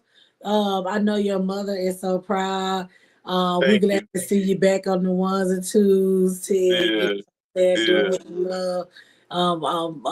Your people, we can't say we weren't worried about you, but we wasn't, because we knew that you and your wife and your children and your family's good grace. Yeah. Yes, they took care of me. That's right. That's right. They definitely took care of me. You know. So, Queen, I want you to enjoy your night. Don't hang up. Because I gotta. Yeah, you know how to do it. How we do it. I'm gonna end this with the folks, but I'm gonna take you out the camera. All right. Okay. Don't hang up. Folks, my guest was here. She did her thing. She told it like it was, like she always do. Like, that's my mentor, y'all. And, you know, this is one of the people I love to talk to because she keeps it real. She's unapologetically Black, as y'all can see. And that's what I love. But until next time, folks, As always, this episode was brought to you by Hollywood TV, Hollywood Radio, Dollar Radio, Going In Radio, DemoniBrand.com, and Norshay Demore Boutique. Hey, listen, go on the sites, Norshay, Norshae, Demore, DAMORE.com. Pop up, ladies. It's a lot for y'all on there. DemoniBrand.com, www.DAMANI